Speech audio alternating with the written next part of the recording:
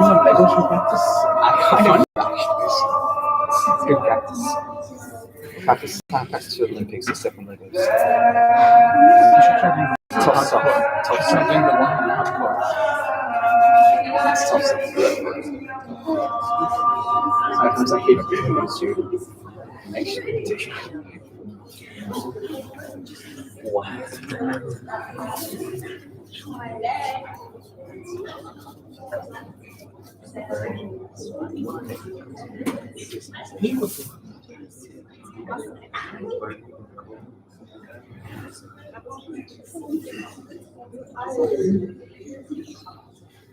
How much food?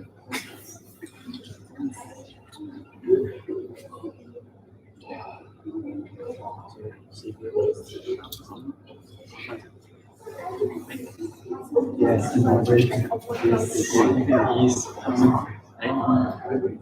so yes, I'm not trying to say people's needs.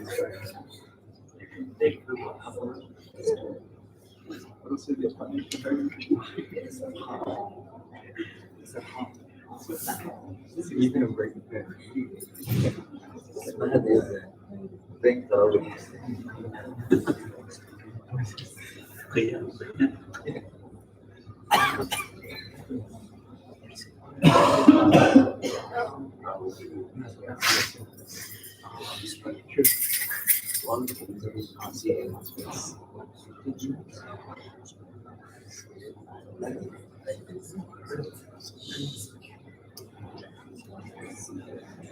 Whatever is wrong.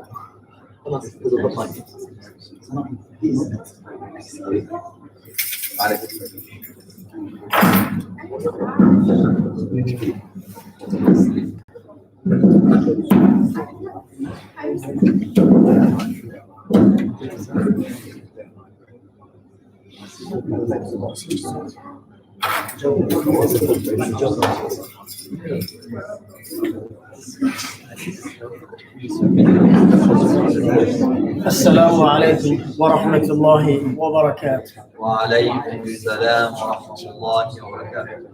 الله أكبر الله أكبر الله أكبر الله أكبر الله الله أكبر أكبر الله أكبر. أشهد أن لا إله إلا الله أشهد أن لا إله إلا الله. أشهد أن لا إله إلا الله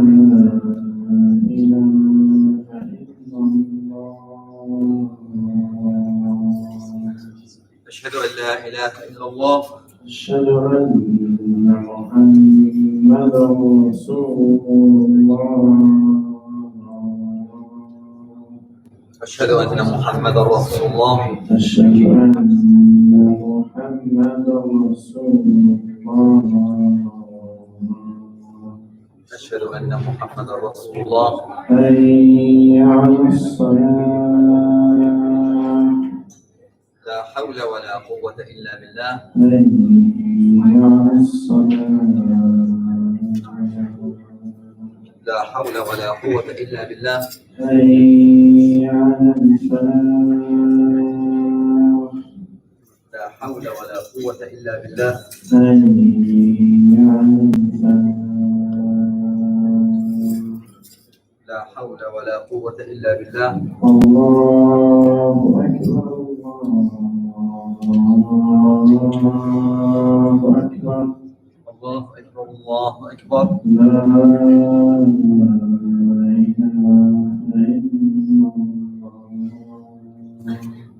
لا إله إلا الله. إن الحمد لله نحمده ونستعينه ونعوذ بك من شرور أنفسنا ومن سيئات أعمالنا. من يهد الله فلا مضل له ومن يضلل فلا هادي له. وأشهد أن لا إله إلا الله وحده لا شريك له وأشهد أن محمدا عبده ورسوله.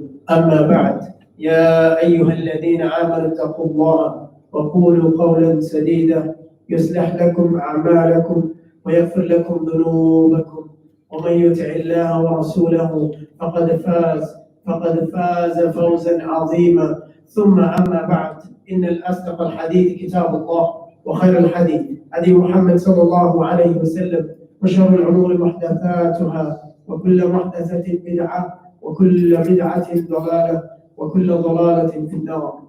Bear witness, there's no one worthy of worship except Allah subhanahu wa ta'ala. And we thank Allah subhanahu wa ta'ala in this difficult time. He allowed us to come and remember Him. And we thank Allah subhanahu wa ta'ala that He allowed us to reach the 10 special nights and the special days of Ramadan. We thank Allah subhanahu wa ta'ala that after not taking advantage for many years of Ramadan, He allowed us to see another one, thinking that we might take advantage this year. And we thank Allah subhanahu wa ta'ala above all that He made me and you and everyone that's listening Muslims. And that was a very, very important thing. That Allah subhanahu wa ta'ala says, حَقَّ تُقَاتِهِ وَلَا تَمُوتُنَّ إِلَّا وَأَنْتُمْ مُسْلِمُونَ. Very, very important thing there. And also we thank Muhammad sallallahu alayhi wa sallam. Allah subhanahu wa ta'ala sent such a great prophet to us, to me and you, and the one who was chosen from the entire humanity. And his example was the best example. And that's what Allah subhanahu wa ta'ala said in the Quran as well. لَقَدْ كَانَ لَكُمْ رَسُولُ اللَّهِ أُسْوَةٌ حَسَنَةٌ. That his example is the best example. So take that example. And so we also thank the Sahaba radiallahu ta'ala ajma'een.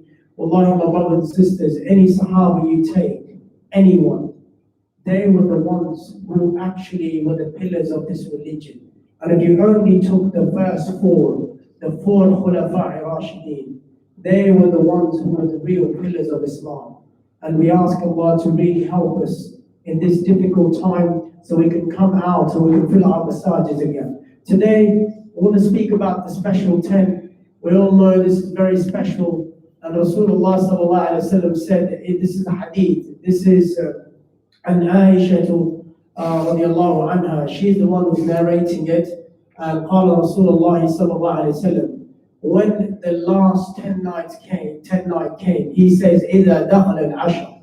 When he would enter the 10 nights, he only did 3 things.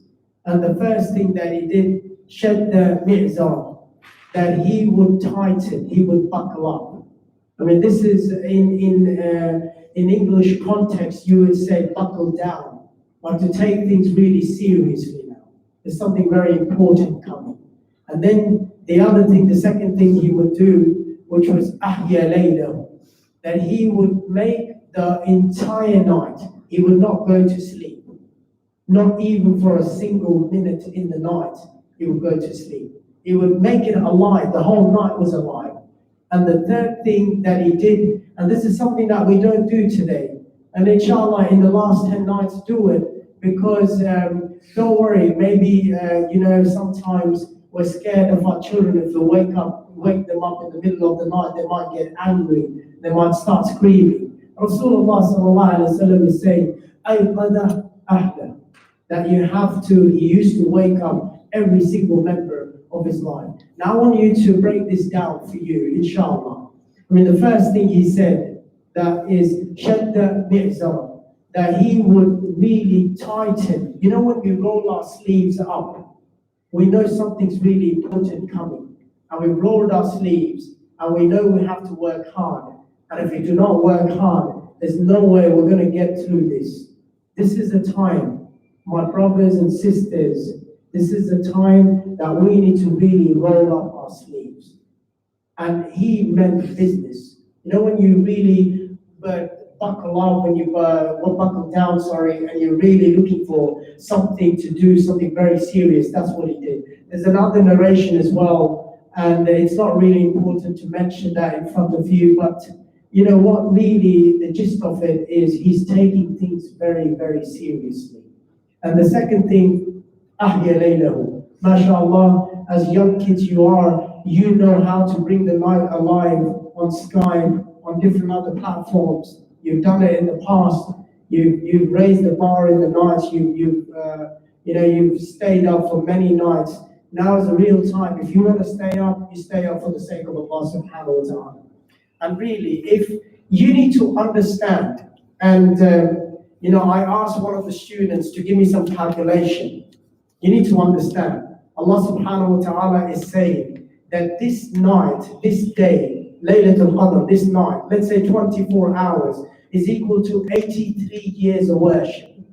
Now, if you break it down to 12 hours, that's 41 and a half years of worship. If you only worship 12 hours, Allah subhanahu wa ta'ala will not do. If you were to break it down to 3 hours, that's 10 years, 10.3 years of worship. If you only worship Allah 3 hours that night, let's say we're mustada'afeen, we can't do 3 hours. If you only did 1 hour, that's 3.4 years that you worship Allah subhanahu wa ta'ala.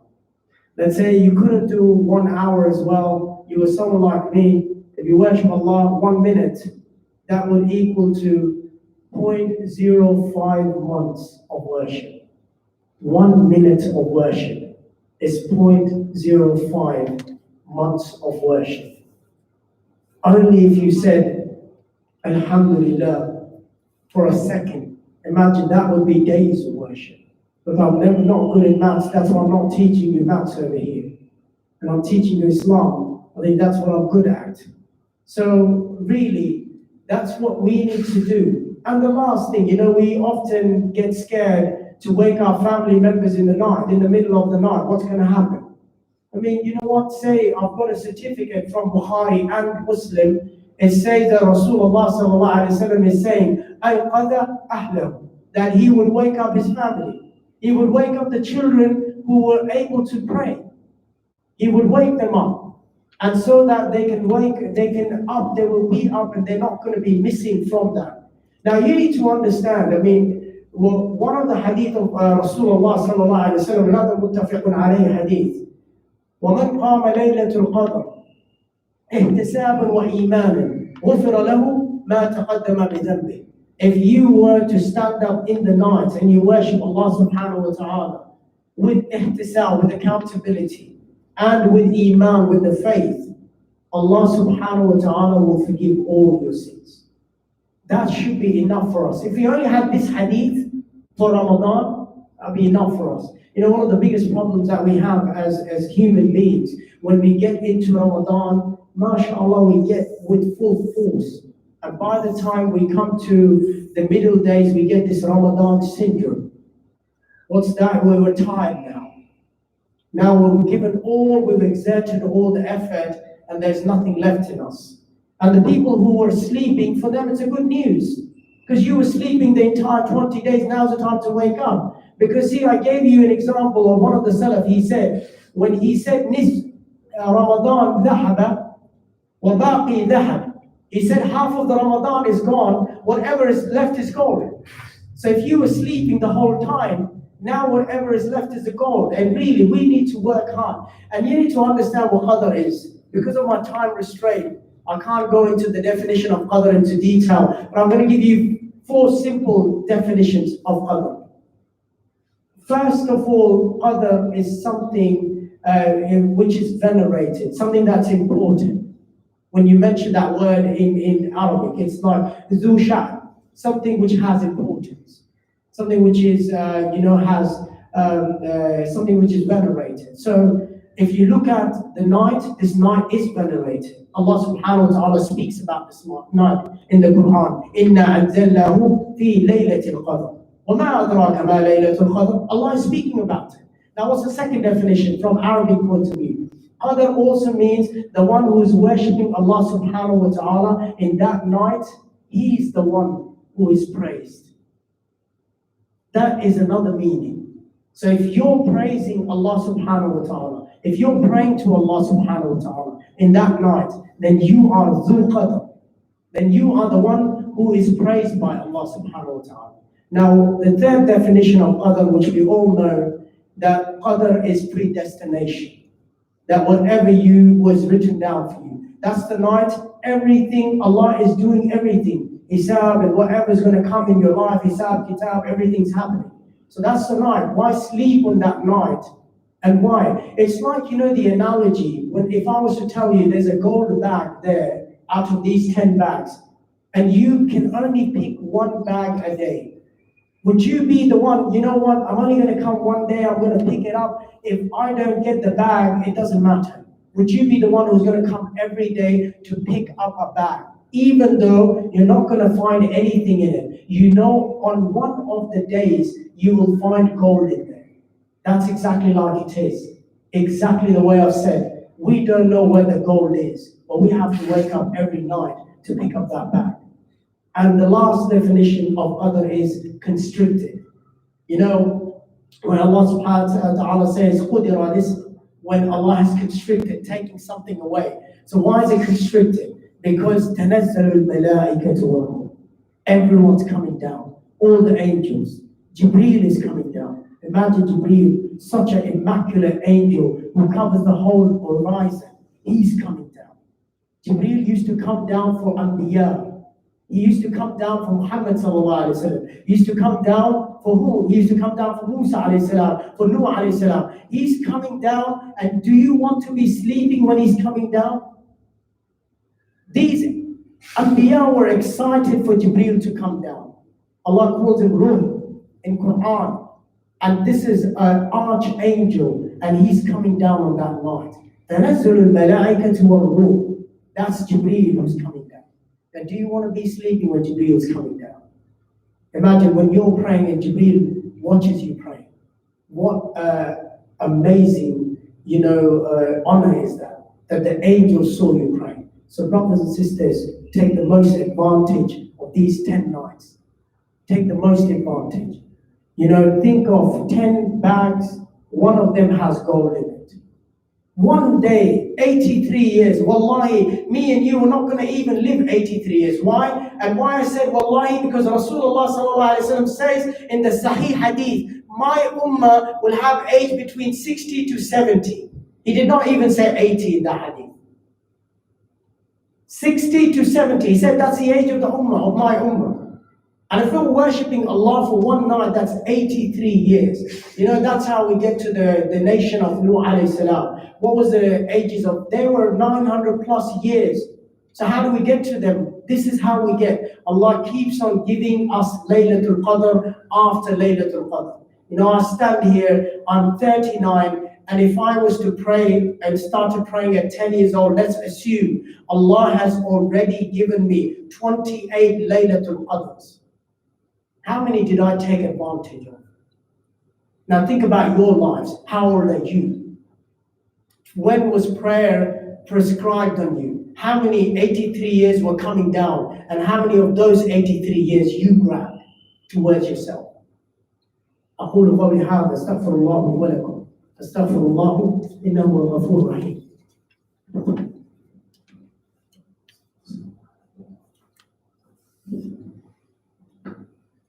اللهم صل وسلم على نبينا محمد وعلى آله وصحبه أجمعين برحمتك يا أرحم الراحمين.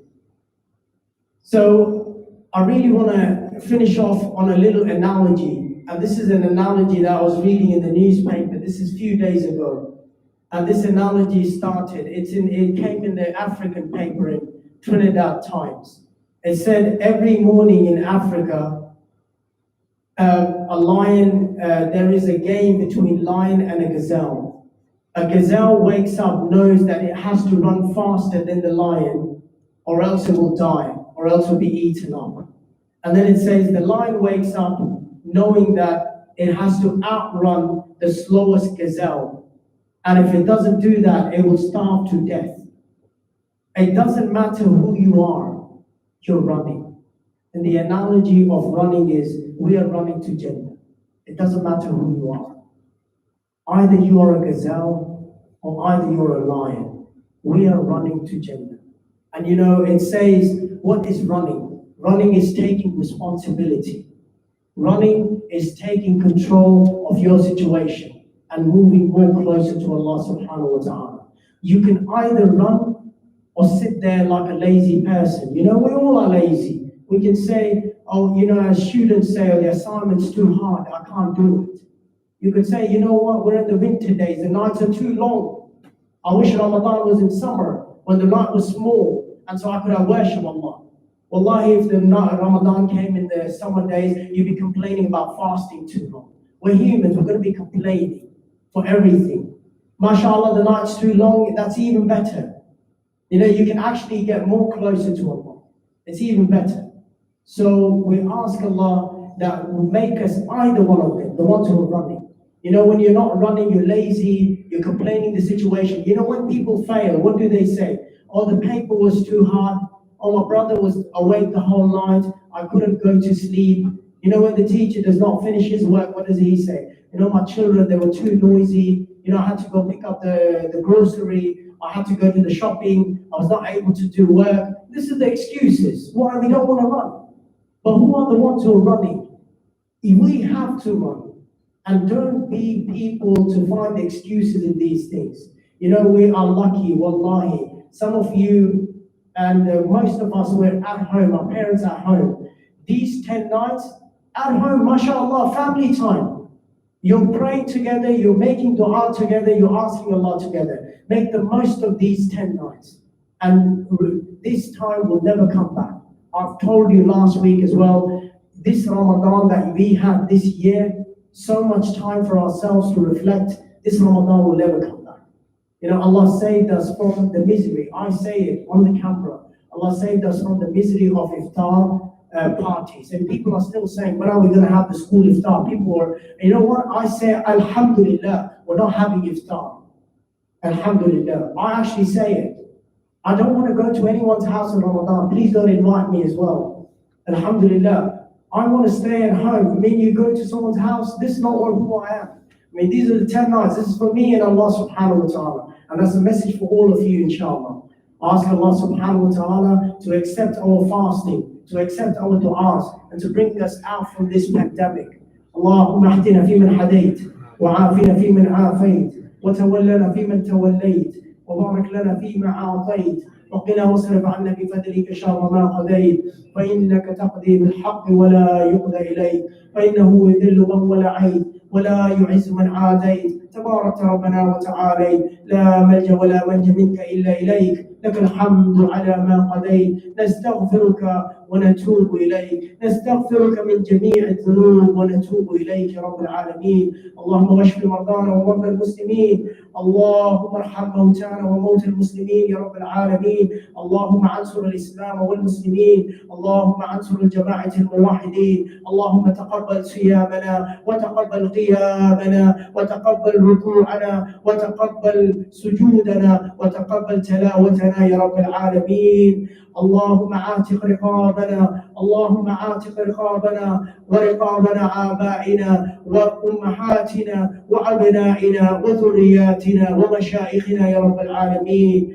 اللهم ثبت قلوبنا اللهم ثبت أقدامنا يا مقلب القلوب ثبت قلوبنا على دينك وثبت أقدامنا على دينك رب العالمين ربنا آتنا في الدنيا حسنة وفي الآخرة حسنة وقنا عذاب النار أقيم الصلاة الله أكبر أشهد أن لا إله إلا الله أشهد أن محمدا رسول الله